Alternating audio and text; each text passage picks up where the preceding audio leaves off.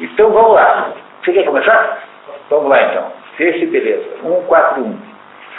Também na ciência, a escolha é hereditariamente governada pelo sentido da beleza. Era o que pretendiam matemáticos Jacques Hadamard, um dos protagonistas da pesquisa pura e eficaz século, mas também homens bizarros que adoravam competir ao violino com Einstein, e já idoso não evitava escalar o nome branco para contemplar do alto o espetáculo da natureza. Mont Blanc, né? Mont Blanc chama-se na Suíça. Essas caretas aí chamam-se Mont Blanc por causa desse Monte Blanc. Mont Blanc é Monte Blanc em francês. Bem. Quer do ponto de vista biológico, quer do cognitivo, a percepção da beleza por meio da forma contínua é ser essencial para o homem.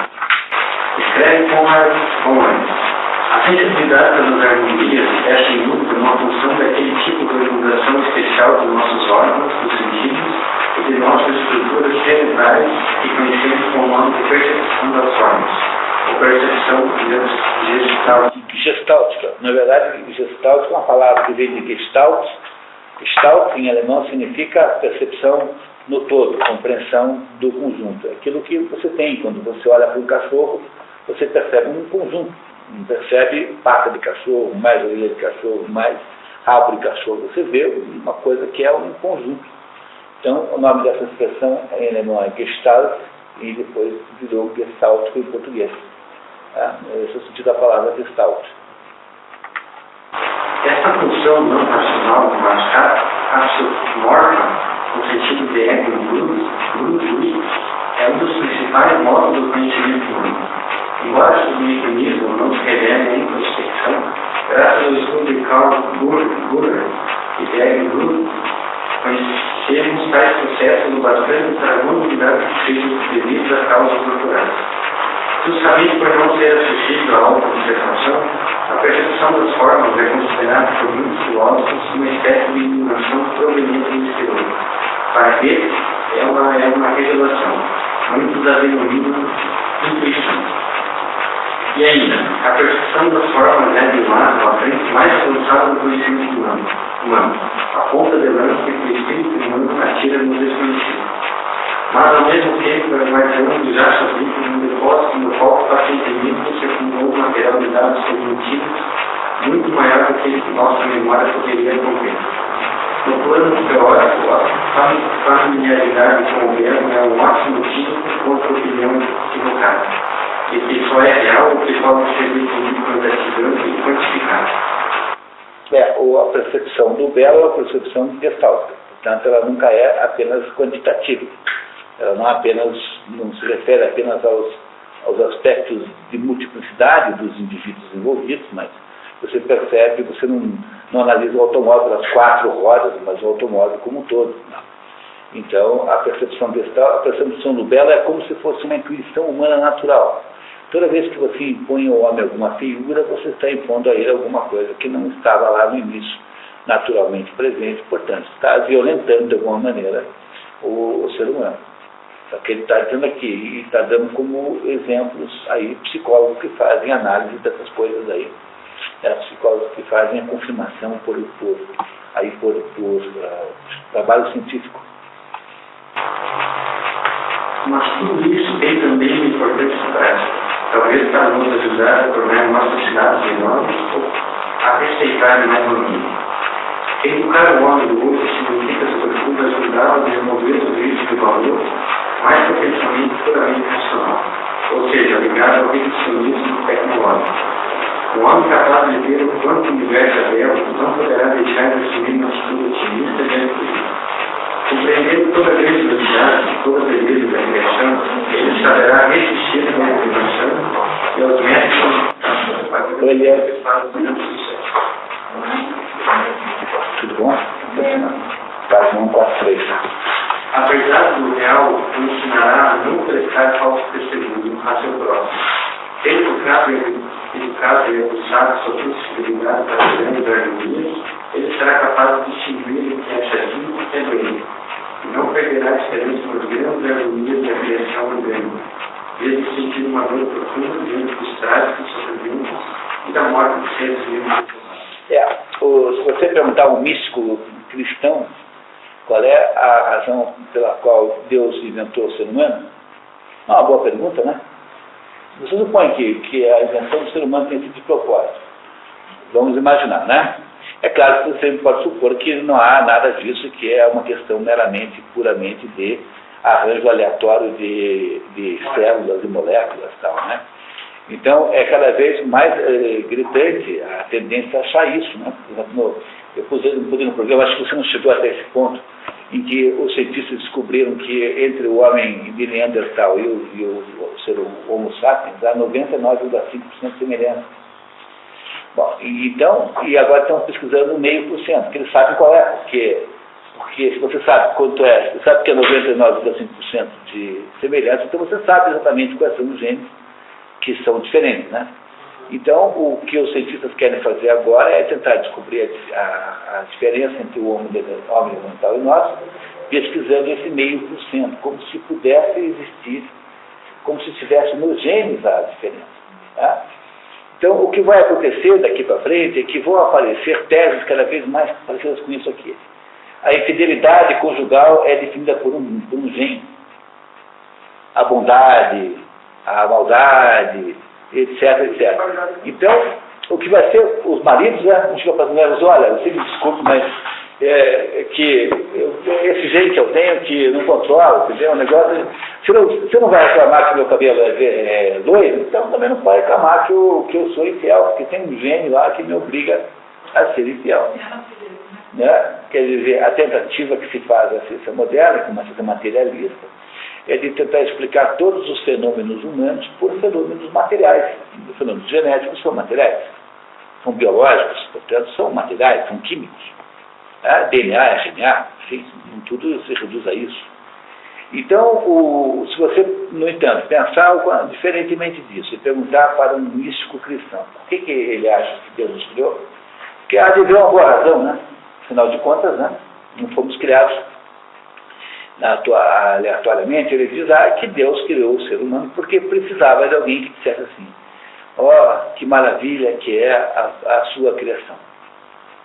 A razão pela qual Deus que nos criou é porque Deus precisava de alguém que reconhecesse o seu valor como criador.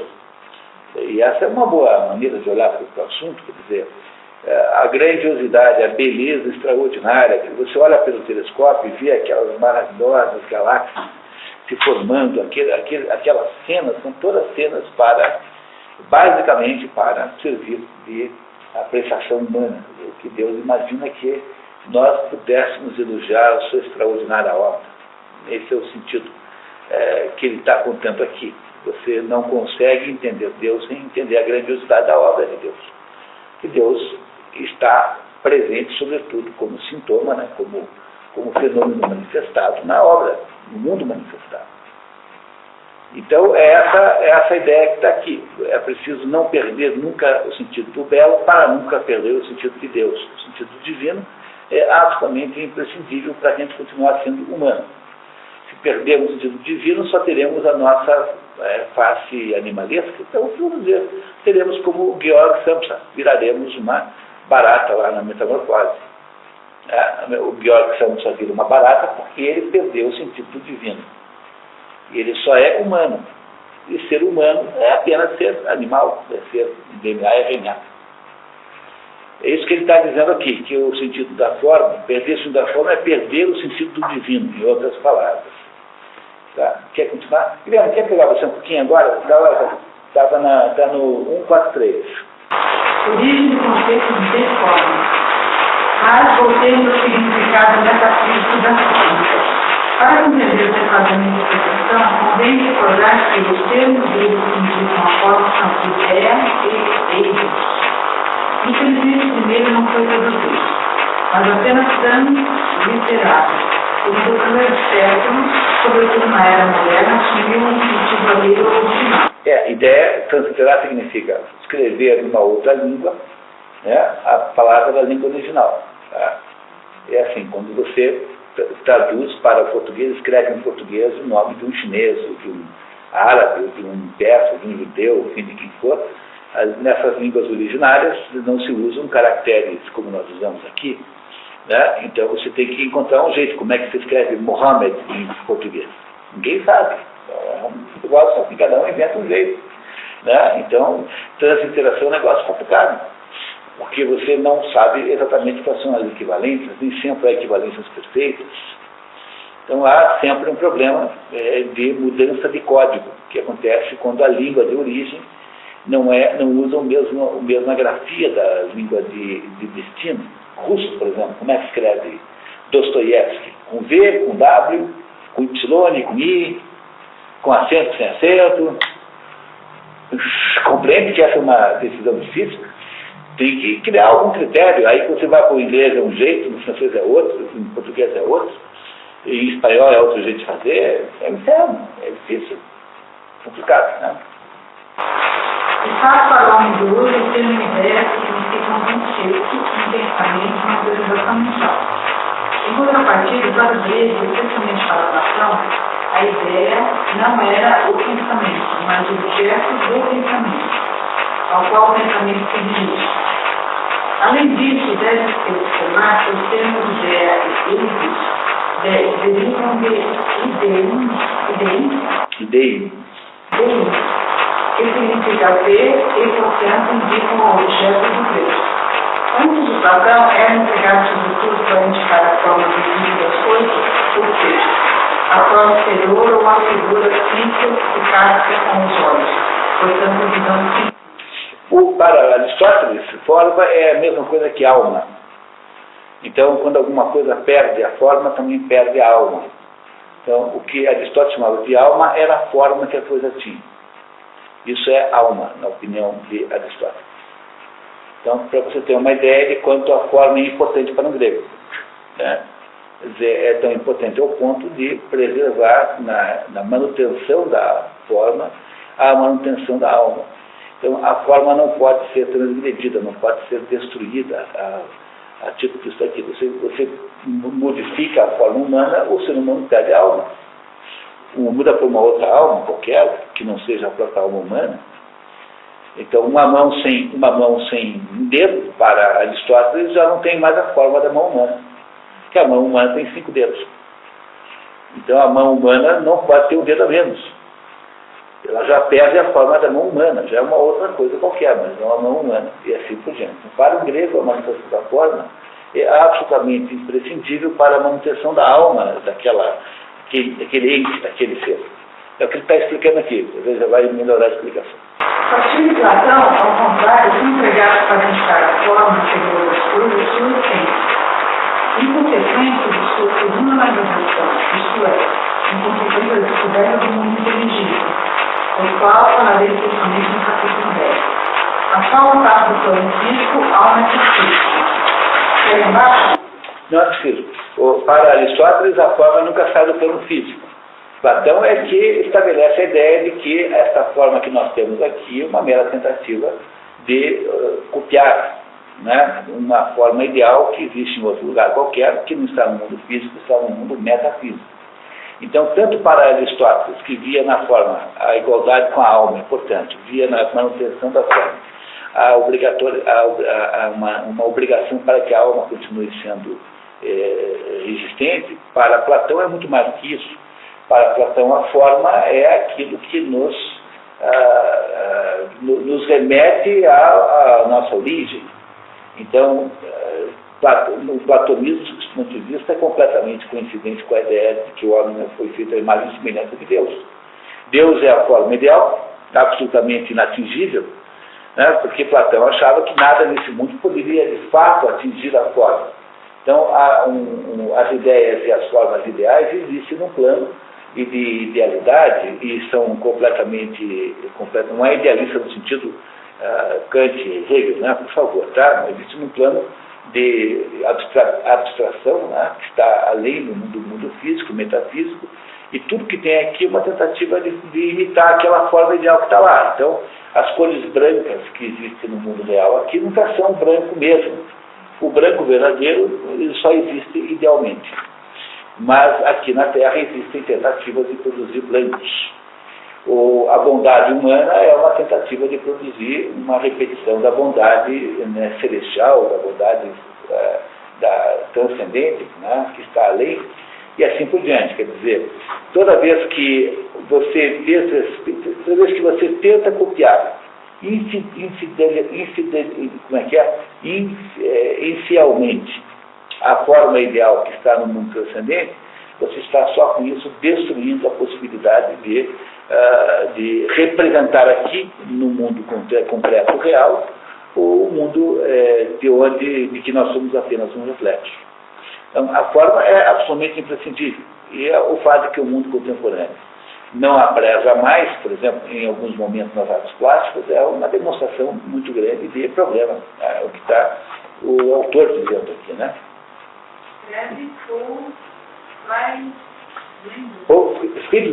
Friedländer. Platão possuía um olhar clássico do reino que apresentava a mesma natureza do olhar com que Polifleto viu o caminho. E a mesma natureza do olhar que o matemático grego dirigia as formas geométricas. Talvez Platão tivesse consciência desse momento, tivesse mais sorte do que todos os pensadores. Seja-nos permitido esperar que algum efeito do dom de Platão chegue até nós, bem além das esquematizações demasiado fáceis de Barthes. Descobriremos então como os olhos da mente constituem o órgão da compreensão, tanto na ciência como na arte. O ponto, que é o caso da fase seguinte, constitui talvez a melhor simplificação do.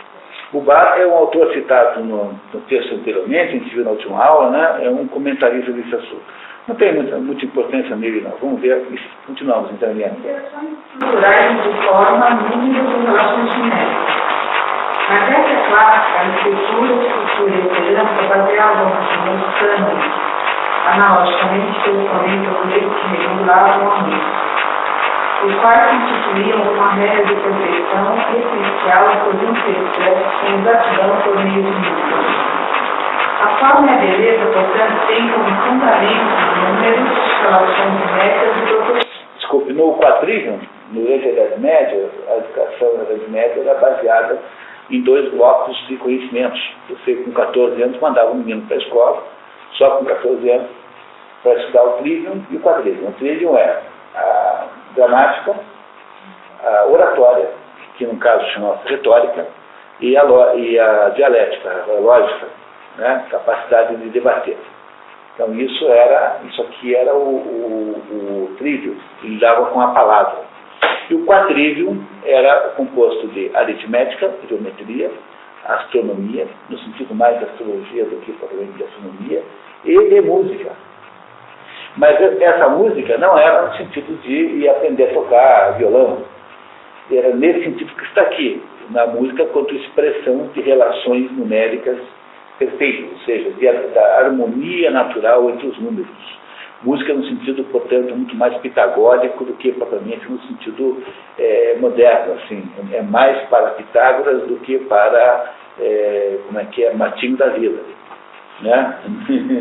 Entenderam nesse sentido, né?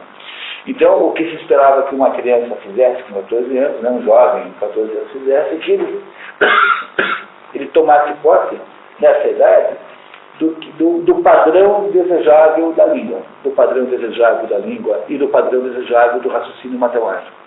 Que tomasse posse, portanto, de um conjunto de saberes, que eram saberes muito antigos, né, que tinham vindo da antiguidade, e que eram saberes que lhes permitiam dominar o cânone.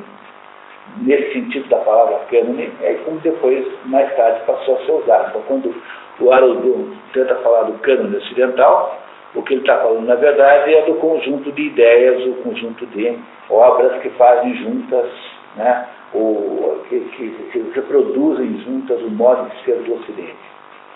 Então é nesse sentido aqui que música é uma questão de forma. A música tem um sentido de estabelecer um modelo de forma. E é nesse sentido que é usado depois na Idade Média no quadrívio, no modo como se ensinava às crianças. Isso valia tanto para a construção de templos quanto na produção de vasos, mas também no âmbito da escultura, no qual é possível conhecer algumas indicações. Tratar que é o cânon da escultura também era numérico e dependia de uma proporção fixa. Como a peça galega, uma beleza nasce da exata proporção, não dos elementos mais das partes, de modelo em relação a outros dedos, e todos os dedos em relação ao casco e ao metacarpo, desses em relação ao antebraço, em suma, de todas as partes entre si, como diz o cânon de Policleto. O cânon de Policleto definia especialmente a proporção das partes visíveis em partes em precisas relações numéricas. A perfeição das formas possíveis ligada de modo involucro vale para a escultura e para a pintura também. Você vai na escola de Belas Artes para fazer pintura acadêmica, você faz isso. A cabeça, por exemplo, são três troncos. Né? A mão, embora não pareça, é do tamanho do rosto. Ó, aqui, ó. Tá vendo? A mão é o tamanho do rosto. Digamos, a tendência de aluno é fazer as mãos pequenas, porque as mãos parecem muito menores que o rosto, né? Mas se você faz assim, fica horrível. Está vendo? É o tamanho do rosto.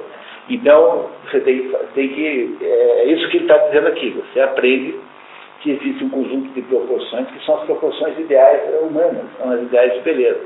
Então, eu disse para vocês na última reunião aqui, né? Uma regra básica das artes plásticas é que só o mestre pode quebrar a forma. Se você é o Picasso, assim, quanto maior for a mão, melhor fica.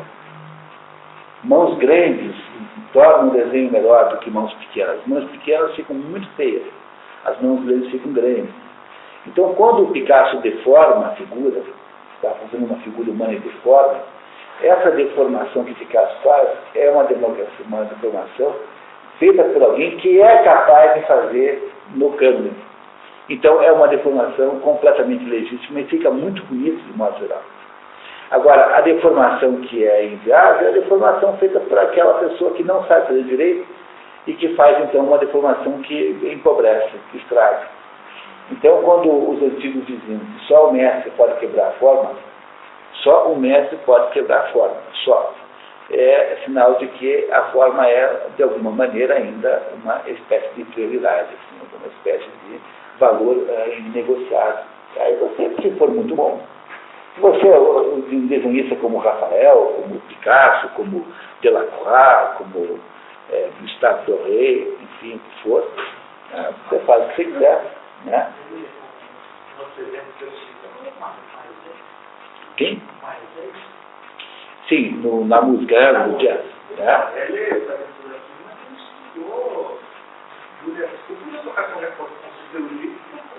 É o Astor Piazzolla. Astor Piazzolla tem formação erudita. Então, se você sabe tocar um Bach, você pode fazer o que você bem entender. Agora, o problema é se você sabe tocar Bach, né? Você é capaz de interpretar bem Bach. E aí esse é o problema. Como nós vivemos uma época em que o sucesso aparente sucesso depende muito mais das aparências do que de fato, né? Então que você tem uma multidão de pseudo-artistas extremamente incompetentes fingindo que são vanguardistas. E isso é o problema, compreendendo? Quer dizer, você tem milhares de alunos que estão aí nas academias de pintura fingindo que são grandes artistas, mas que não sabem fazer, não sabem desenhar um porquinho desses que põe a moeda dentro. Entendeu? Então, fica muito difícil você conseguir formar artistas bons. Não dá para fazer.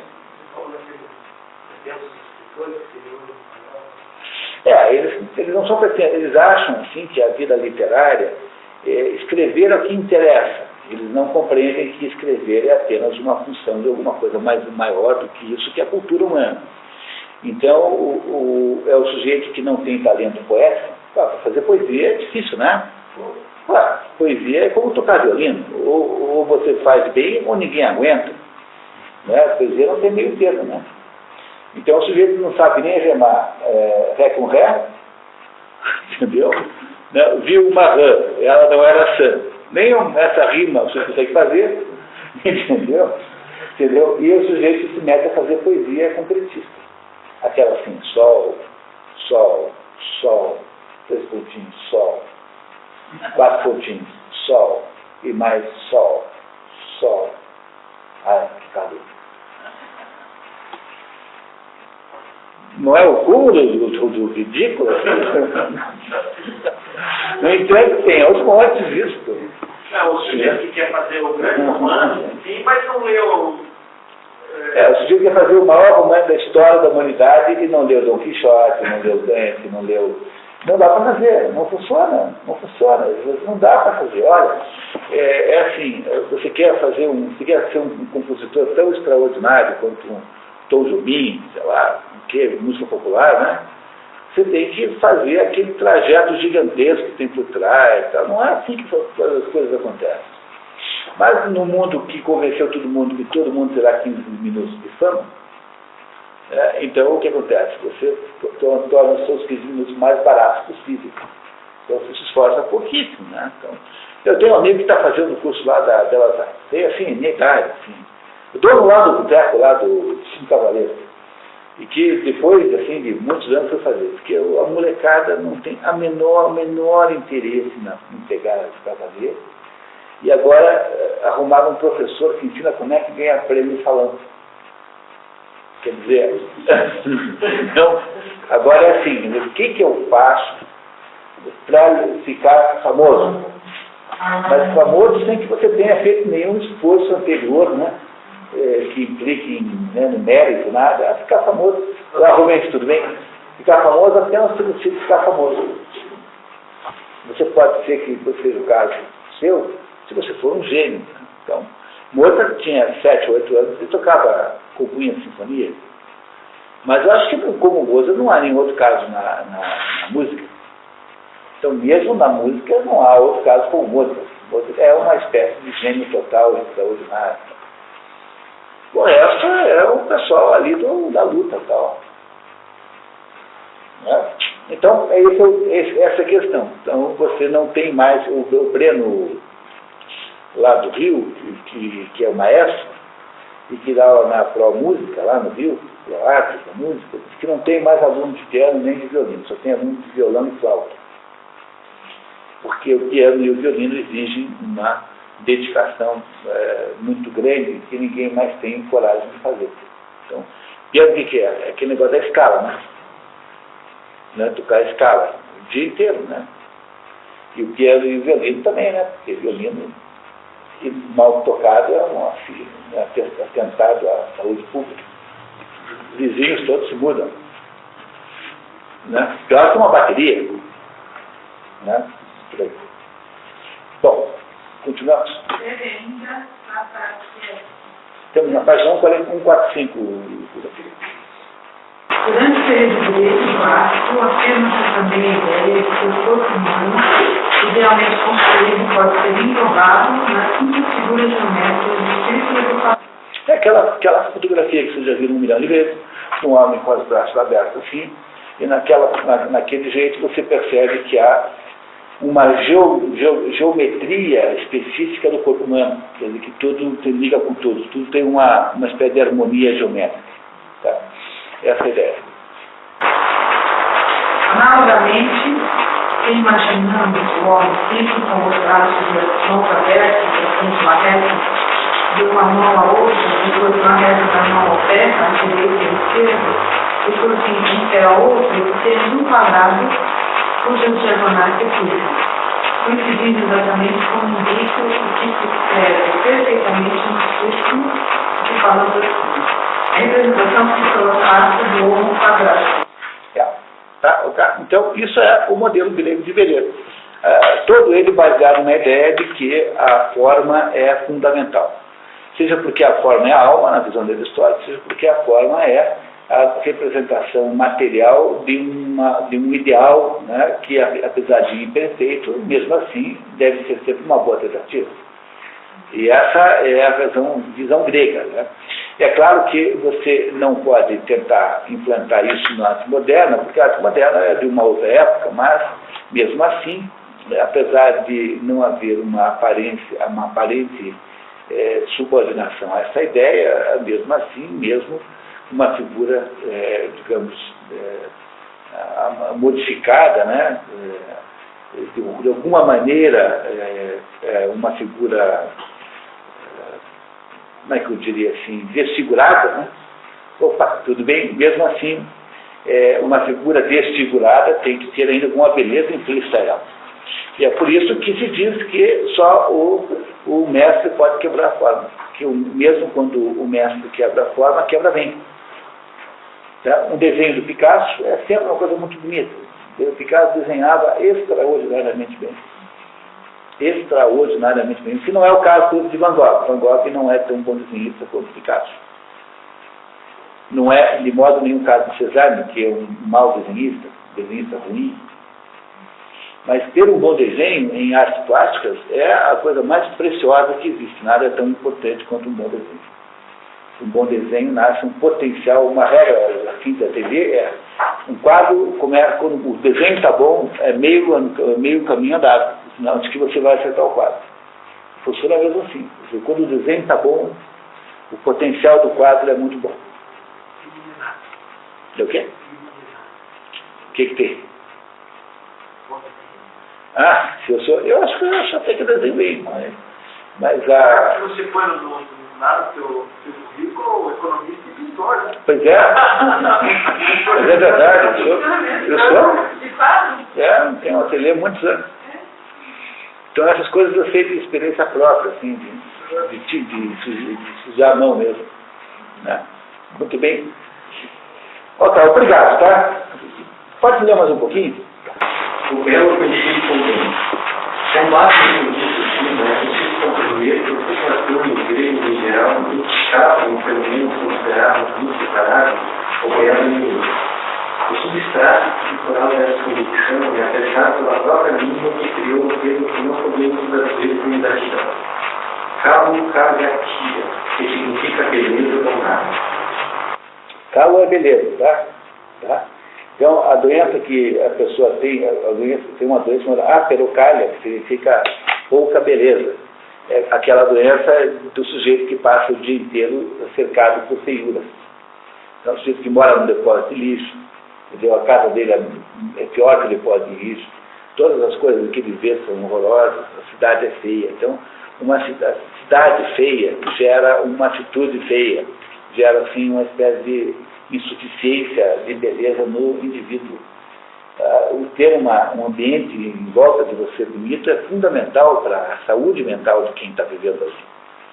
Então, essa bagunça, por exemplo, nas cidades brasileiras, dessa confusão de placas, essa feiura generalizada, isso há de ter um impacto mental nas pessoas. Não é possível que se possa sobreviver a isso. Então, você pega Paris, todos os prédios têm a mesma cor. Não tem aquela variação enlouquecida de cores, tudo é meio cinza, ocre, cores neutras, que não interferem no seu esforço de visão e de percepção. Você fica completamente saudável dentro de você. Tá? Então, mas aqui não, cada minuto tem alguma coisa chamando a sua atenção, essa variação imensa de arquiteturas e concurso de figura, né? Não é que seja arquiteturas bonitas, como, por exemplo, ver quem é que faz a coisa mais horrorosa, mais feia que você possa imaginar. É muito difícil achar, por exemplo, uma cidade bonita no interior do Paraná. Eu conheço muitas. Cidade bonita. É o quê? Rio Negro tem lá aquele prédio maravilhoso, né? Aquele prédio maravilhoso que era o seminário. Um lugarzinho muito bonitinho é Ribeirão Claro. Aí tem um lugar chamado Imbituva, que também é bonito. Tem um lugar simpaticíssimo do Alvorada do Sul, que é uma cidade onde tem Rio Paranapanema por 3 lados, assim, parece uma ilha. Muito simpático. Tudo longe pra caramba, né? Esse que é o grande efeito, né? Menos Imbituva, que não é tão longe assim. Mas assim dá um passeio puxado, assim, dá uns 200 e poucos quilômetros. Em geral, não são planejadas as cidades. Não é nem questão de planejar, porque o planejamento até ajudaria. Mas é assim, é uma desconsideração sistemática com a coisa. espécie de desleixo que as pessoas têm. Nós não temos cidades bonitas no Brasil, certo? Naquela meia dúzia que foi preservada por alguma, né, por algum um processo histórico, como Olinda, sei lá. Lá é mais ou menos, né? Não é uma grande coisa. Esses dias não conheço. Mas eu acho nada brasileiro. Que não auxilia. Pois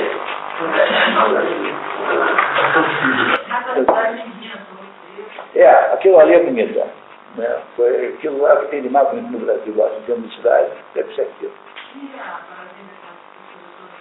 Eu acho aquilo tão esquisito. Eu acho que aquilo foi feito por um arquiteto que pensou na capital de um país socialista. Então, aquela uniformidade absoluta, todas as casas iguais, os prédios iguais. E está ficando velho, né? Você vai para Brasília, assim, tem a sensação que está tudo perto dos pedaços. Se você vão muito para Brasília, tem esse azar, que eu tenho, assim. Então está completamente já descaracterizado. E eu acho que uma das coisas que define o que é belo é aquilo que envelhece bem. Sempre dou como exemplo a Catherine Deneuve contra a Brigitte Bardot. Você vê a diferença de qualidade de envelhecimento. Né? Mas a Brigitte Bardot está... Claro, deve ter 70 anos. Horrorosa. Né? A Brigitte Bardot foi como um monstro. Se você encontrar na rua de noite, você sai correndo. Talvez tenha exagerado um pouco. Tá, vamos lá. A beleza que conhecido por vontade é perfeita, medida, proporção e também virtude, no sentido mínimo de perfeita realização da essência de uma coisa. Mais precisamente, é necessário lembrar que para Platão nos diálogos, e sobretudo as doutrinas não escritas, o bem conhecido comum, medida, suprema de todas as coisas. E a manifestação do bem e do belo consiste na realização da unidade na multiplicidade, justamente por meio da posição, ordem e harmonia. Portanto, a ordem do mundo é regida por número e medida. É esse treino de relações, do ordem, que tornou possível a transição da desordem para a ordem. A grande importância da beleza consiste no fato de que, de acordo com Platão e Pedro, ela é única das formas inteligíveis que pode ser vista também pelos olhos físicos, além dos olhos da alma. Somente a beleza recebeu essa forma de ser aquilo que é mais significativo e mais amado. O logoi, em sentido que se usa aqui, no sentido aristotélico da palavra, é uma espécie de conceito. Tá? Conceito. Esse é o sentido da palavra logoi. Logoi é plural, tá? Tá bom? Logoi, tá? Então, conceitos fundamentais em torno do que você trabalha.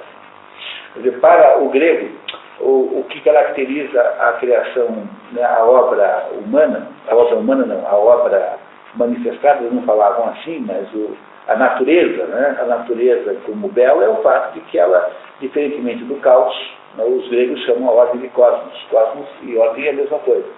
Tá? E desordem é caos. Então, sair do caos e ir para a ordem significa estabelecer relações de proporção entre as coisas, já que no caos tudo está completamente, aleatoriamente desproporcionado. É o que acontece quando você correlaciona o caos com a água, que simbolicamente, caos e água é a mesma coisa. Então, diz lá na Bíblia que no início o Espírito de Deus pairava sobre as águas. O que é que significa isso? Significa que as águas eram o caos original, uma espécie de sopa original, que não tem forma, porque a água não tem forma, a água terá a forma do lugar onde você a coloca.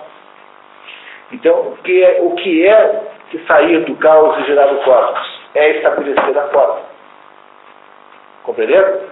Então, para um grego, a forma é igual à existência mesmo.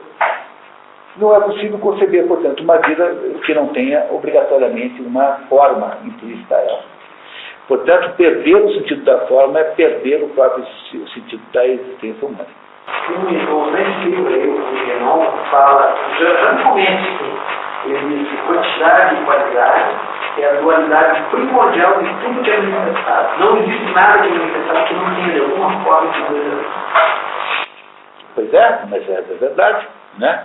Quer dizer, qualidade é quantidade e qualidade. Você está, na verdade, falando dessas contraposições fundamentais que existem em todas as coisas. Tudo tem forma e tem matéria. Né? Pela mesma razão, a matéria é quantidade. Então, quando você pega, por exemplo, um monte de aço, né? O que é aço? É quantidade. Quando você faz engenharia em cima, esse monte de aço vira um N12. Não é isso? Então, o caminhão tem uma forma chamada N12, não é igual ao N10, é diferente, todo mundo sabe qual é a diferença, e, ao mesmo tempo, os dois têm a mesma quantidade de aço, eventualmente, pode ser que eles tenham a mesma matéria. Em termos de matéria, portanto, de matéria-prima, né, eles são idênticos, no entanto, as formas são muito diferentes. Portanto, os gregos costumavam dizer, né, que a forma é que subordina a matéria, porque é o escultor do caminhão, o engenheiro, que é o escultor do caminhão, quem decide como aquela matéria que forma ela irá ter. Para você ter um caminhão, é preciso que você, então, interfira sobre aquela matéria bruta que você tem. Veja, sob esse ponto de vista, o ser humano é equivalente, sob o ponto de vista simbólico, apenas simbólico, a Deus. Porque a coisa mais importante de todas, sob o ponto de vista da tragédia humana, é o fato de que você, ao mesmo tempo que tem um potencial criador equivalente ao de Deus, sob o ponto de vista simbólico, porque você não é Deus, mas você simbolicamente representa a possibilidade de criação como Deus fez. Ao mesmo tempo, você não é nada, você é apenas um reflexo da manifestação. Aquela tentação que é feita pelo diabo para Adão e Eva é a tentação fundamental da história da humanidade. Você não pode comer desse fruto aqui, porque se você fizer isso, você vai ser como Deus. E então Deus tem medo que você fique igual a Ele. Então, o homem, então, quando cai nessa conversa, está aceitando, caindo nessa tentação de achar que ele é plenipotenciário. Ao mesmo tempo, você é pó, né? E ao pó retornará. Né? Não é isso? Né? Pulvis est et pulverem reverteris, está escrito na Bíblia em latim. Você é pó e ao pó retornará. Então, ao mesmo tempo que você tem um poder criativo, você, do outro lado, não é nada. Essa contradição que há dentro do ser humano é a contradição fundamental de toda a história da humanidade. E é essa contradição histórica que estabeleceu a história humana, porque a história humana é uma luta entre essas duas posições. Quando você declara que o mundo moderno representa, de certo modo, uma vitória do gnosticismo, você está dizendo que a tendência de rebelião do ser humano, de rebelar-se contra o Criador, rebelar-se contra a sua origem transcendente, é o que venceu. E, de fato, é isso. Veja, nunca na história da humanidade aconteceu um fato como esse, né?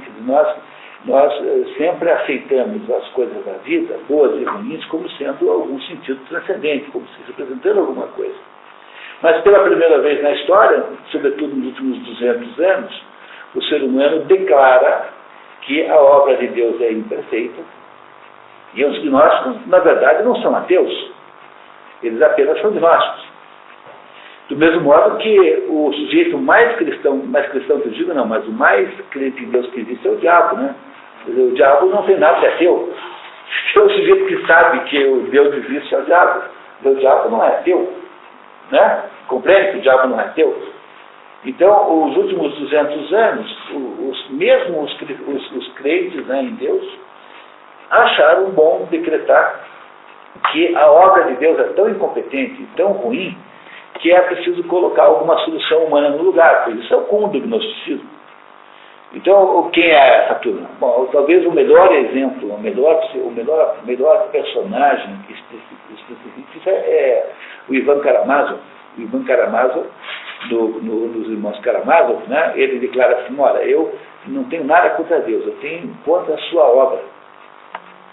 Porque o sujeito olha para esse mundo e acha que esse mundo é cheio de maldades, coisas horríveis, injustiças, crianças que morrem, inocentes que sofrem. Então o sujeito fica absolutamente bravo com Deus, porque acha que Deus não tinha o direito de fazer uma obra desse com essa incompetência. O que ele faz, então? Rebela-se contra Deus e diz assim, não, então eu vou tirar Deus da jogada e vou colocar no lugar alguma coisa humana. Sabe o quê? A justiça, por exemplo. E aí, então, você inventa uma sociedade baseada na justiça. A igualdade, né, a fraternidade, enfim, o que for. Você fica inventando maneiras de botar soluções humanas no lugar das soluções divinas. E aí é preciso fazer a contabilidade da desgraça para ver qual era pior, né? Então, nós nos rebelávamos contra as mortes por varíola de crianças inocentes, mas não achamos errado que morreram 100 milhões de pessoas no século passado com o objetivo de implantar métodos sociais baseados na justiça.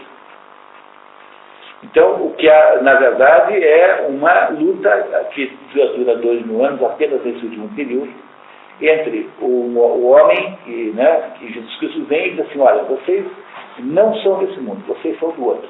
Então, vocês sabem como é que tem que ser. Que é, digamos, essa presença avatárica de Jesus Cristo, tentando consertar um pouquinho as coisas, e a luta constante do gnosticismo contra isso, que é a luta do Adão e Eva rebelados, lá no início da queda, em que Adão e Eva decretaram, então, que eram melhores ou iguais a Deus, e que, portanto, Deus só os impedia de comer o fruto, porque eles podiam ser iguais. Essa pretensão humana, que é a pretensão gnóstica, é o que está em luta contra o lado humano que se vê como humildemente pertencente a uma criação maior do que si, do que ele próprio, que, portanto, subordinado às regras que são acima. Essa é a luta dos últimos 2000 anos. Luta essa que foi tendo uma espécie de multiplicação de forças até chegar no momento atual em que parece que o gnosticismo tomou conta completo do panorama. Né? Então, o gnosticismo venceu. Até agora, até esse momento, está aí goleada pelo gnosticismo. Daí, então, os cientistas tentarem achar nas coisas humanas, no sentido de materiais, a solução para todas as explicações sobre o mundo.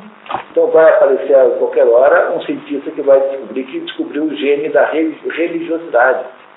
E que é esse gene que estabelece se você vai ser alguém que vai achar que Deus existe ou não. Portanto, achar que Deus existe ou não vai ser apenas uma função química da sua especificidade pessoal.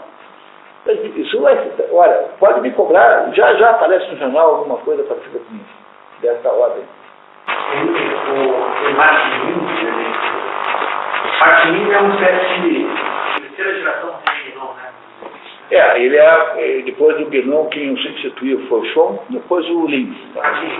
Ele fala que no mundo moderno, o homem gasta uma energia enorme para salvar corpos doentes, então passa no mundo antigo, ele se preocupava em salvar espíritos doentes. Pois é isso mesmo, quer dizer, só o corpo é que tem importância. Bom, ok? Então, muito obrigado. Marco Aurélio, por favor, vamos lá. A beleza é uma revelação do suprasensível sensível. Portanto, o verbo dirigido resplandece também na dimensão do sensível. O belo é revelado como uma série de esplendores de sensação luminosa, com violência e manifesta nos atrás. Nando de Orgasmo, ele avaliou do ponto de vista de hermenêutica essa tese platônica. O belo, como um resplandecer no sensível de algo suprassensível, por natureza, aquilo que é mais manifesto e, portanto, estruturalmente revelador. Compreender esse pedacinho, pessoal, é importante, tá? O belo como um resplandecer no sensível, de algo suprassensível. Então vamos voltar aqui ao Platão, né? Platão acha que existe um mundo suprassensível, significa o quê? Que está acima da sensibilidade, a gente não o sente, não o vê, não o ouve, não o cheira, que é o mundo ideal das formas. Esse mundo é o mundo que não está nesse mundo aqui, está no outro mundo. Então esse mundo é suprassensível. Essa expressão pode ser usada também em metafísica hindu, tranquilamente. Então, esse mundo supersensível, no entanto, reflete-se aqui de alguma maneira. E esse mundo reflete de modo imperfeito, mas mesmo assim, mesmo sendo imperfeitamente, o que é belo lá tem de ser também belo aqui. Porque, embora seja de uma beleza inferior, continua sendo belo. Seria uma coisa muito estranha se você refletisse, olhasse para o espelho e ficasse e ficasse muito diferente do que você é, pode não ser bem como você é, mas será próximo do que você é. Então, o que ele está dizendo é que aquilo que reflete mais aqui nesse mundo é a beleza, como se a beleza fosse uma espécie de chama que nos mostrasse o mundo que estava do lado de lá o tempo todo, como se fosse uma espécie de lembrança permanente da verdadeira realidade. É isso que ele está dizendo, tá? Nas várias cenários, só o mais importante é que Cadáver, a luminosidade da aparência não é, pois, apenas uma das propriedades do véu, mas constitui sua essência propriamente dita. A característica do véu faz atrair imediatamente para si o desejo da alma humana, baseia-se em seu próprio ser. Por ser estruturado de acordo com medidas, o ente não é apenas aquilo que é, mas faz aparecer dentro de uma totalidade em si medida e harmônica.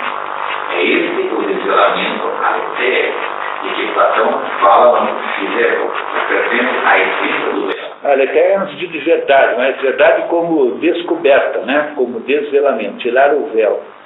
A verdade, a aletéria é aquilo que você traz à luz, aquilo que você permite que seja visto, tá? Então ela é traduzida por verdade de modo geral, mas é uma tradução um pouquinho imperfeita, né? A verdade é aquilo que está visível, que foi descoberto, no sentido de tirar a coberta de cima.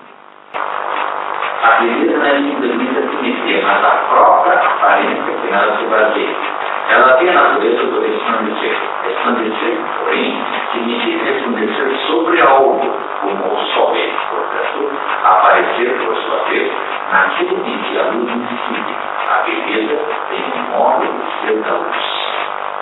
O homem de hoje, que na cultura contemporânea assiste a desacralização do véu em todos os níveis, e a seu esquecimento individualista, poderia buscar justamente em Platão uma terapia de choque contra esse animal.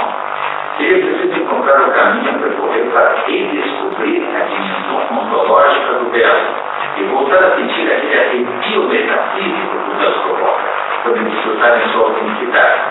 Platão, porém, não ligou o véu à árvore, e julga como sentido não positivo, como fonte de ilusões ilusórias e próprias de próprias. Mas a essa, e é justamente desse tema que quero tratar no próximo. Muito bem, então vamos entrar no capítulo erótico. O Platão tem toda a razão, depois Aristóteles diz que a arte é mimesis. Mimesis é imitação. Então toda obra de arte, de algum modo, é mimética, exceto, obviamente, a obra de arte chamada música. Música não é mimética, porque música é uma coisa, na verdade, é uma matemática a qual se descobriu, na qual se descobriu relações harmônicas. Mas as artes todas que são representativas, a escultura, a pintura, a literatura, o teatro, o cinema, qualquer arte é, no fundo, mimética. Você, quando pinta um quadro, pinta alguma coisa que você está querendo reproduzir ali, seja alguma coisa da natureza, seja alguma coisa que está ali na natureza, ou seja, né, ou outra coisa qualquer, mas a arte é basicamente mimética. Ela está sempre relacionando-se com alguma outra coisa. Então, para os gregos, sobretudo para Aristóteles começa o livro A Poética dizendo isso, que a arte é mimesis. Mimesis é imitação, no sentido de cópia. A arte é sempre mimética. Então, vamos lá? Então, Rubens, por favor, Sérgio, esquecimento do amor. Esquecimento do amor, tratando no sentido do eros. Os homens sempre entenderam mal o amor, acreditaram em amor e são desinteressados, desejando o bem do outro ser, muitas vezes em detrimento de si mesmos, mas em troca querem possuir o outro ser. Nietzsche, Fragmentos Póstumos. Em suma, o amor é a tendência de ter a posse do bem para sempre, Platão defende.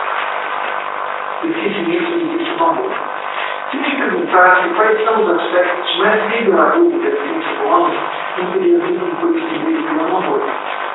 Não é retirar, pois, que a crise do valor sem precedentes que atinge o homem contemporâneo não tem poupado o amor, quase destruindo-o. Eis que diz Nietzsche, o profeta do niilismo, nos Fragmentos Póstumos.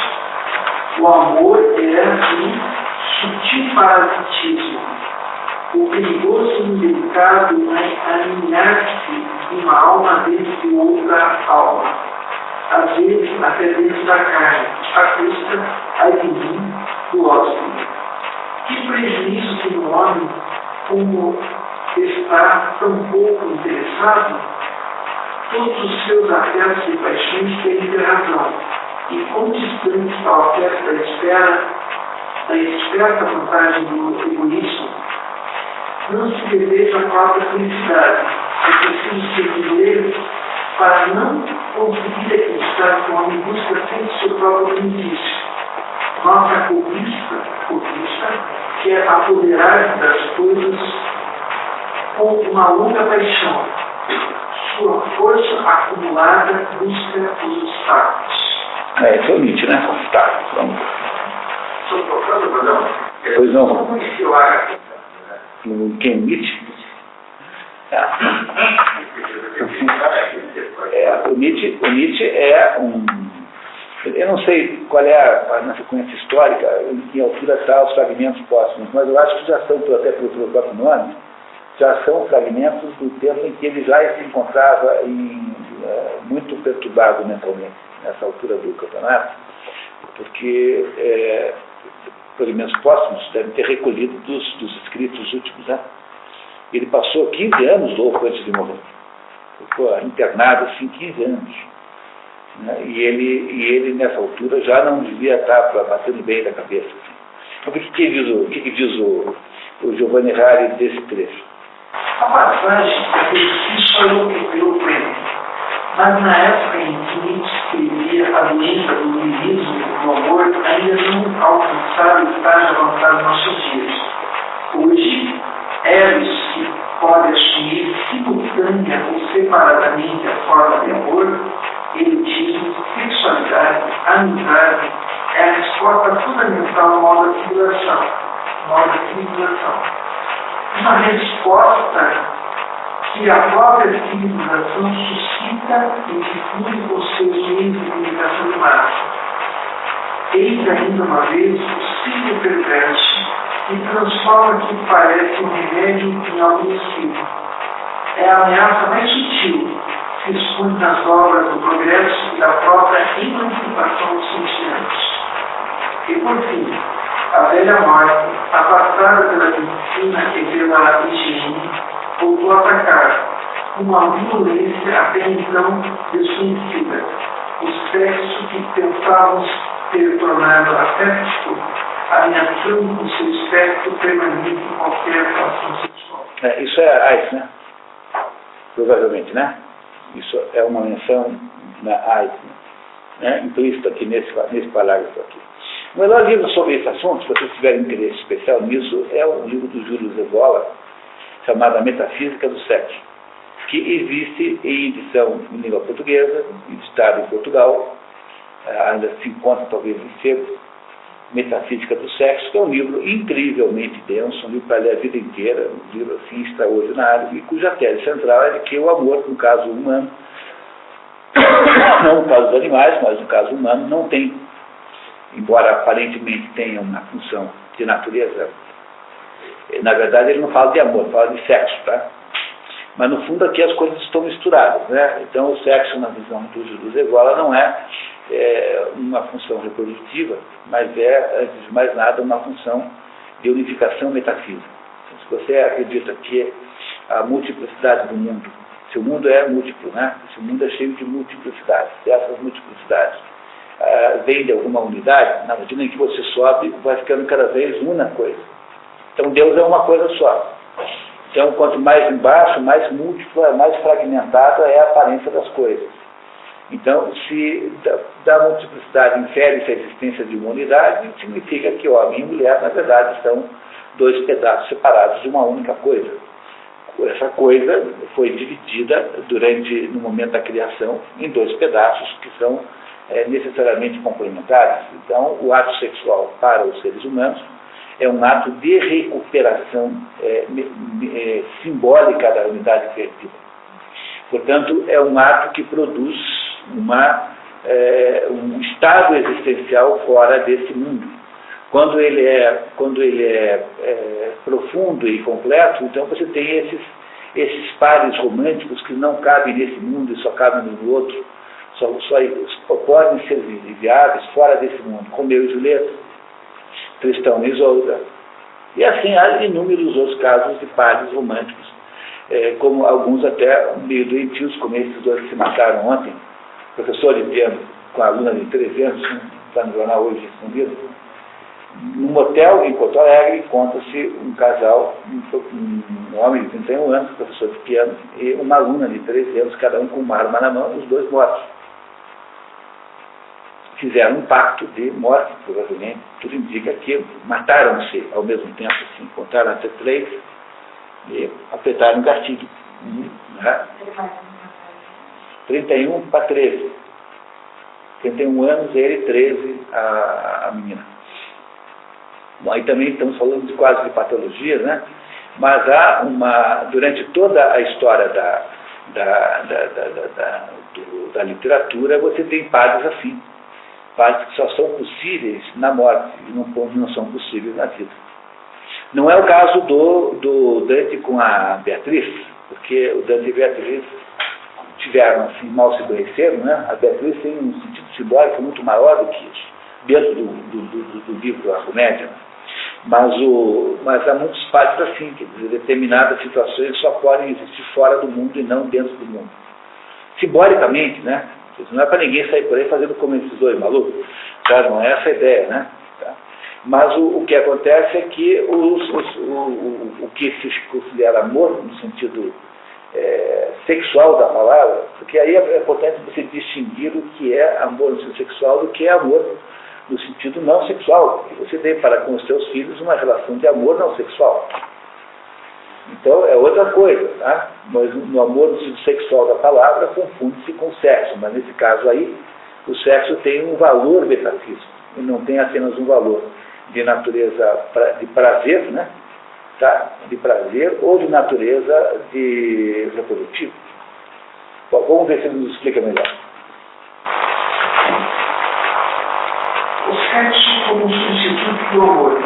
Para remediar esse desequilíbrio do amor, o homem hoje recorre ao sexo. O que mais impressiona não é a redução do amor à dimensão do eros físico, mas a perda da substância permitida.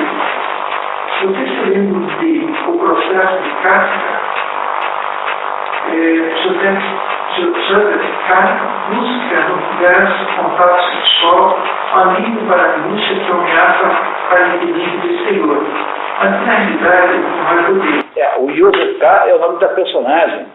O K nunca é dito como é, mas K obviamente parece Kafka, né?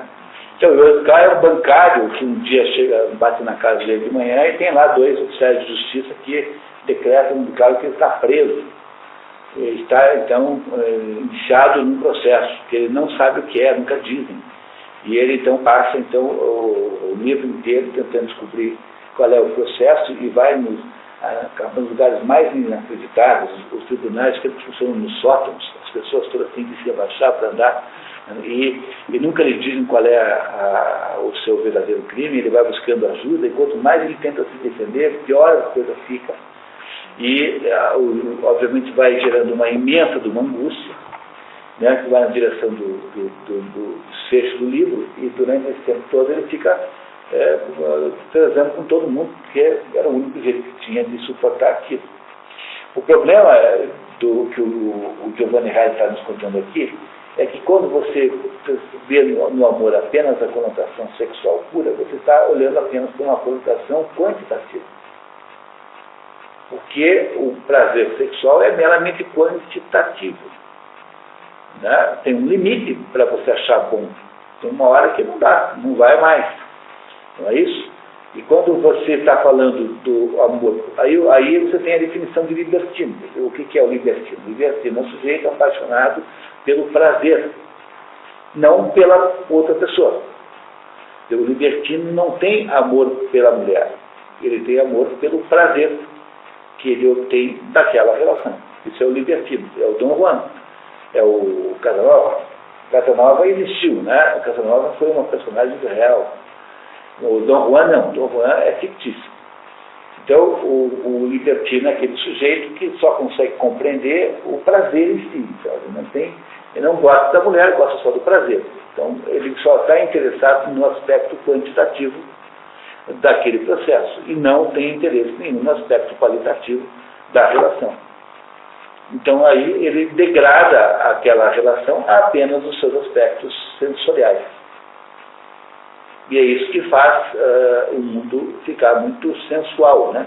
Quer dizer, essa característica moderna dessa multiplicidade, essa variabilidade sexual, é uma característica de um mundo voltado para a quantidade. Fundamentalmente interessa quantas mulheres você vai ter ao longo do próximo carnaval. Qual será o seu desempenho como conquistador. Essa fixação na quantidade de experiências é uma fixação anti-qualidade da experiência. Então, aí você substitui. Não é que substitui o amor pelo sexo. Você se reduz o amor apenas ao aspecto sensorial da relação, que é o aspecto sexual, que é meramente quantidade. Está claro isso, né, pessoal? Tá. O consumismo atual, a transformação do sexo em mercadoria, foi bem além. Por nada que se revela atrás do exibicionismo, que é fim em si mesmo, não é mais o nada metafísico que marcava a crise da experiência no início do nosso século, mas é o da consciência agora inerente. Esse verdadeiro esvaziamento terminou contagiando não apenas o amor e doação, mas o próprio prazer físico. Esse é o homicídio do Eros, e também os valores mais elevados das tradições que constituíram a própria trama daquele sujeito que agora está se concedendo, na verdade, o único prazer, o prazer da destruição de que falava Nietzsche. Novamente, fala aqui um aspecto que já tem nos capítulos anteriores, ao falar de cientismo ou do tecnologismo levado nas últimas consequências. E várias partes que mostram intolerância pelos erros submetidos nesses mercados, a ditadura do lucro, a férrea necessidade econômica, expoentes da diferença feminina, pedagogos preocupados, ótimos escritores deploram uma praia sem se dar conta de sua rede mais profunda. O que não encontra em suas denúncias, em suas invectivas, é a libertação do Eros não só da dimensão econômica, mas também daquela que reduz o aspecto físico. Para não cair nos aspectos, nos excessos opostos, o primitivismo, que é em si mesmo, o puritanismo exclusivamente criativo, seria preciso encontrar entre os aspectos de Eros a luz do inelegível. E quem, entre os antigos pensadores, poderia ajudar-nos a libertar Eros da prisão, da dimensão do físico, mas Platão não vai banquete que não oferece. Então, quando a gente, vamos parar um pouquinho, tomar um café, na volta ele vai nos mostrar como é que Platão resolve esse problema, como é que você recupera o Eros no sentido metafísico. Então, pense sempre no Júlio Evola, né? Como o Eros aqui no sentido sexual, né?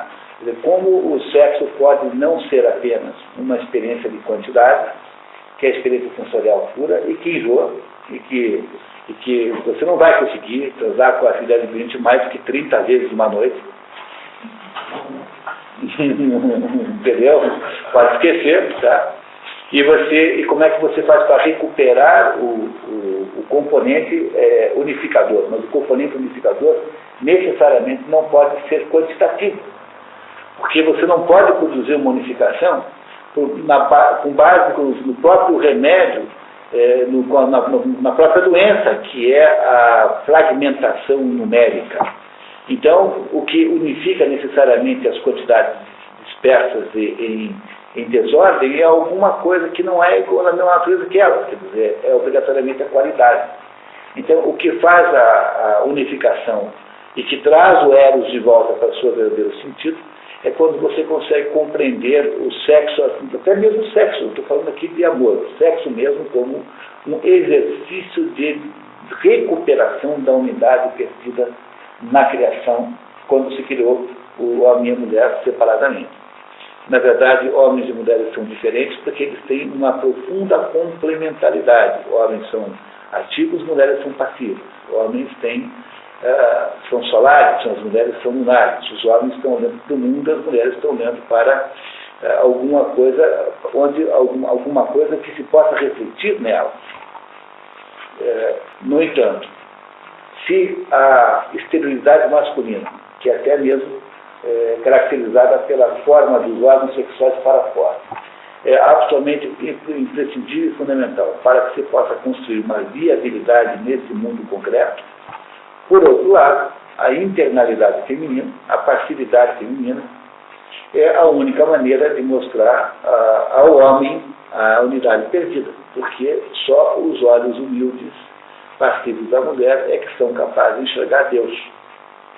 Os homens não são capazes, porque o sol é muito... o sol os cega.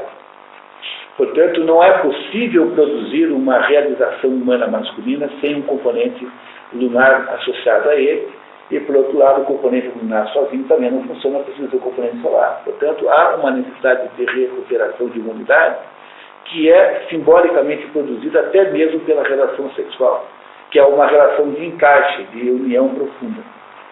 E isso é a essência desse ponto aqui, em que ele não vai contar para vocês com essa que eu estou falando, mas no fundo ele vai tentar dizer em seguida com termos platônicos. Tomamos um café? Que tal? Vamos lá então. A metafísica do século tentaria tratar disso. A metafísica do século, de 600 páginas, faz um estudo profundíssimo, mas extraordinário, de tudo quanto é tradição antiga, citando com todas as mitologias, mostrando que sempre há esse processo por trás da ligação entre os sexos. Você escreveu o nome pessoal? Júlio Cevola, sim.